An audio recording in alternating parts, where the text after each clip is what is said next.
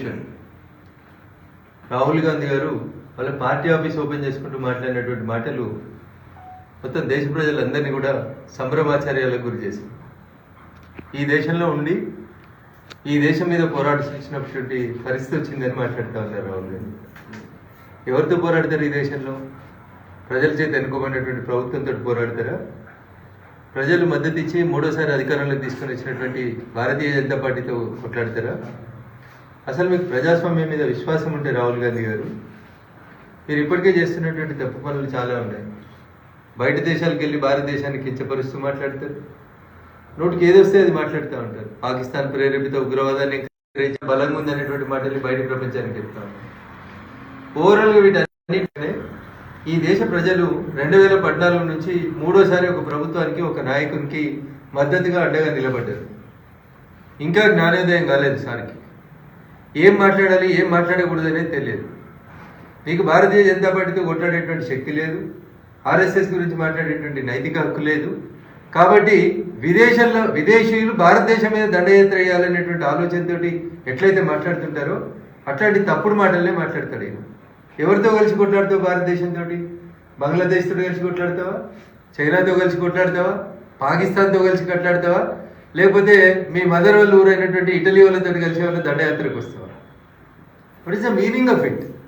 మీకు రాజకీయంగా ఎన్నికలలో భారతీయ జనతా పార్టీనో ఇంకొక రాజకీయ పార్టీనో సిద్ధాంతపరంగా విభేదాలు ఉంటే సిద్ధాంతపరమైనటువంటి మాట్లాడండి, లీడర్ ఆఫ్ అపోజిషన్గా మాట్లాడు.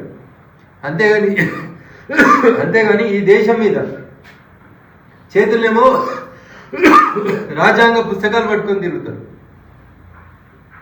మాట్లాడేటువంటి మాటలేమో ఇంకొక రకమైనటువంటి మాటలు మాట్లాడతారు. అందుకనే రాహుల్ గాంధీ గారు, కాంగ్రెస్ పార్టీ పెద్దలు మళ్ళొకసారి ఆలోచించుకోవాల్సినటువంటి అవసరం ఉంది. ఈ దేశం కోసం, జాతీయవాదం కోసం కొట్లాడేటువంటి పార్టీ భారతీయ జనతా పార్టీ. ఈ దేశం బాగుండాలి, ఈ దేశ ప్రజలందరూ బాగుండాలని కొట్లాడేది భారతీయ జనతా పార్టీ. కానీ మీ ఆలోచన విధానం ఎంతసేపు ఈ దేశం మీదనే దాడి చేయాలనేటువంటి మీ ఆలోచన విధానాన్ని భారతీయ జనతా పార్టీ తీవ్రంగా ఖండిస్తా ఉన్నాం. మాకేం అభ్యంతరం లేదు. మీకు ఈ దేశంలో ఉండడం ఇష్టం లేకపోతే ఈ దేశ ప్రజలు ఇచ్చినటువంటి ప్రజాస్వామ్యబద్ధంగా ఉన్నటువంటి ఇంగ్లాండ్ పౌరసత్వాన్ని పునరుద్ధరింపజేసుకోండి, లేదా ఇటలీకి పోయి కొత్తగా పౌరసత్వం తీసుకోండి, లేదు బయట దేశాలలో ఏ దేశంతో కలిసి కొట్లాడకొస్తారో చెప్పుండ్రి. అప్పుడు ఈ దేశ ప్రజలందరూ సంఘటితం అవుతారు, మిమ్మల్ని ఈ దేశ పొలిమేరలు దాటేదాకా బయటికి పంపేదాకా కొట్లాడతారు అనేది మీరు అర్థం చేసుకోవాలి. ప్రజాస్వామ్యం మీద మాకు 100% విశ్వాసం ఉంది. ప్రజాస్వామ్యబద్ధంగానే ఎన్నికలకు పోతా ఉన్నాం. ప్రజలు ఓట్లేస్తేనే గెలుస్తూ వస్తూ ఉన్నాం. ప్రజలు ఓట్లేసినటువంటి 140 కోట్ల మంది ప్రజలు ఆ సేతు హిమాచలం కష్టపడి ఓట్లేసి గెలిపించినటువంటి పార్టీని, గెలిచిన పార్టీ ప్రజాస్వామ్య పద్ధతిలో పాలిస్తున్నటువంటి పార్టీని ఇంత అన్డెమోక్రటిక్గా విమర్శించడం అనేది రాహుల్ గాంధీ గారికి తగదు. మీకు ప్రజాస్వామ్యం మీద విశ్వాసం లేదని ఈ దేశ ప్రజలు భావించాల్సి వస్తుంది. కాబట్టి రాహుల్ గాంధీ గారు ఇప్పటికైనా మీ పద్ధతి మార్చుకోండి. ఈ దేశం గురించి, ఈ దేశ సమగ్రత గురించి ఇంతకాలం బయట మాట్లాడారు, ఇప్పుడు దేశంలో కూడా మాట్లాడేటువంటి పరిస్థితి తీసుకొస్తున్నారు. దీన్ని పూర్తిగా ఖండిస్తా ఉన్నాం. రాహుల్ గాంధీ గారు వెంటనే ఈ వ్యాఖ్యను ఉపసంహరించుకోవాలి, ఈ దేశం కోసం మాట్లాడడం నేర్చుకోవాలనేది ఈ సందర్భంగా నేను మీకు తెలియజేయాల్సి వచ్చినటువంటి అంశం. Thank you. అంటే అవగాహన ఉండి మాట్లాడుతున్నారా, లేకపోతే అవగాహన లేక ఈ విధంగా విమర్శలు చేస్తున్నారని చెప్పి దాని గురించి? అంటే ఉద్దేశపూర్వకంగానే ఈ దేశాన్ని చేస్తున్నట్టు కనబడుతుంది. దేశం సంఘటితమవుతుంది, ఈ దేశ ప్రజలందరూ ఒకతాటి మీదకి వస్తుండ్రు, ప్రజలందరూ నరేంద్ర మోడీ గారి నాయకత్వాన్ని బలపరుస్తూ ఉన్నారు.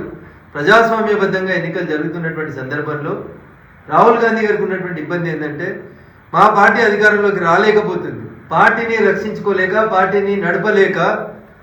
మరి భారత్ జోడో యాత్ర ఎందుకు చేసి? భారతదేశం మీద దండయాత్ర చేయాలనే ఆలోచన ఉంటే, ఈ దేశంతో కొట్లాడాలనే ఆలోచన ఉంటే జోడో యాత్ర ఎందుకు? ఈ దేశం మీద దండయాత్రని ప్రకటించి పాదయాత్ర చేయండి, కాశ్మీర్ నుంచి కన్యాకుమారి దాకా. అప్పుడు ప్రజలు చెప్తారు. అందుకని రాహుల్ గాంధీ గారు ఇప్పటికైనా పొలిటికల్గా మీరు కొంచెం పరిపక్వత చెందిందని కోరుకున్నాం, మేము చెందాలని ఆశించినాం.